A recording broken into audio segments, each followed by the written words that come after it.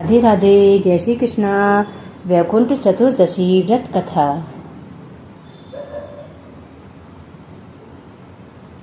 इस दिन दान और जप करने से 10 यज्ञों के समान फल प्राप्त होता है। एक बार देवर्षि नारद जी भगवान श्री हरि से सरल भक्ति का मुक्त पाने का मार्ग पूछा था। तब विष्णु भगवान ने कहा, इस पवित्र दिन के शुभ अवसर पर जो भी उनका पूजन करेगा वह वैकुंठ को प्राप्त होगा।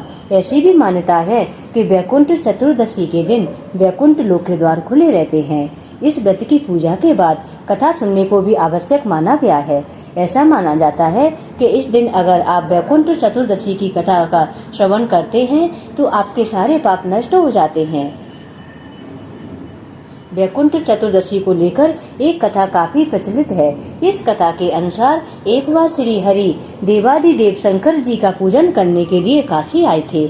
यहाँ मणिकर्णिका घाट पर स्नान कर उन्होंने 1000 स्वर्ण कमल पुष्प से भगवान शंकर के पूजन का संकल्प लिया था। भगवान विष्णु जब श्री विश्वनाथ जी के मंदिर में पूजन करने लगे तब शिव जी ने भगवान विष्णु की भक्ति की परीक्षा लेने के उद्देश्य से एक कमल पुष्प कम कर दिया। भगवान विष्णु ने 1000 पुष्प कमल भेंट करने का संकल्प लिया था। तब उन्होंने देखा कि एक कमल कम हो गया है तो वे विचलित हो उठे।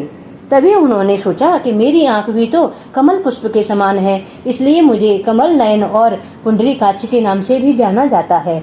इस विचार के बाद भगवान श्री हरि अपनी कमल समान आंख चढ़ाने के लिए तैयार हो गए।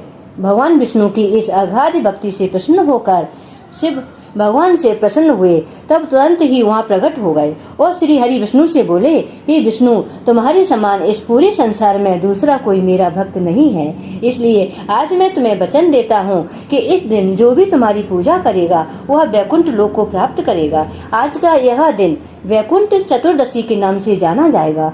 इसके अलावा भगवान शिव ने प्रसन्न होकर श्री हरि को करोड़ों सूर्य की कांति तेज के समान वाला सुदर्शन चक्र प्रदान किया। इसी कारण से ऐसा माना जाता है कि इस दिन मृत्यु लोक में रहने वाला कोई भी व्यक्ति इस व्रत का पालन करेगा वह अपना स्थान वैकुंठ में सुनिश्चित कर लेता है। इसके बाद देवर्षि नारद पूरे पृथ्वी लोक का भ्रमण कर वैकुंठ धाम पहुँचे तो उनके चेहरे पर एक सवाल दिख रहा था, जिसे देखते हुए श्री हरि ने पूछ लिया, ऋषिवर, आपके चेहरे पर मुझे एक प्रश्न दिख रहा है, कृपया करके बताएं, आप क्या पूछना चाहते हैं। तब नारद जी ने कहा, हे प्रभु, आपके अन्य भक्त हैं जिनमें से कई दिन रात आपका नाम जपते हैं, जिन्हें आसानी से वैकुंठ प्राप्त हो जाता है, लेकिन कुछ लोग जो दिन रात आपका नाम जपने में असमर्थ हैं, क्या उन्हें वैकुंठ प्राप्त करने का कोई मार्ग नहीं है। इसके जवाब में श्री हरि विष्णु ने कहा कि जो भी व्यक्ति वैकुंठ चतुर्दशी का उपवास करेगा उसे वैकुंठ धाम की प्राप्ति होगी। ऐसा माना जाता है, तभी से वैकुंठ चतुर्दशी के इस व्रत का पालन किया जाने लगा है। बोलो श्री हरि नारायण की जय।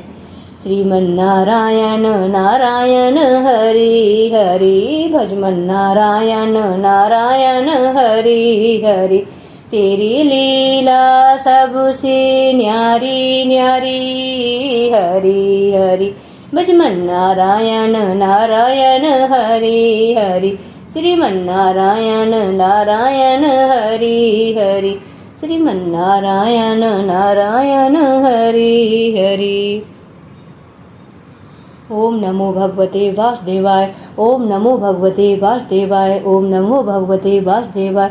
ओम नमो भगवते वासुदेवाय। ओम नमो भगवते वासुदेवाय। ओम नमो भगवते वासुदेवाय। ओम नमो भगवते वासुदेवाय। ओम नमो भगवते वासुदेवाय। ओम नमो भगवते वासुदेवाय। ओम नमो भगवते वासुदेवाय। ओम नमो भगवते वासुदेवाय। ओम नमो भगवते वासुदेवाय। ओम नमो भगवते वासुदेवाय। ओम नमो भगवते वासुदेवाय। बोलो श्री हरि नारायण की जय। लक्ष्मी नारायण की जय। राधे राधे।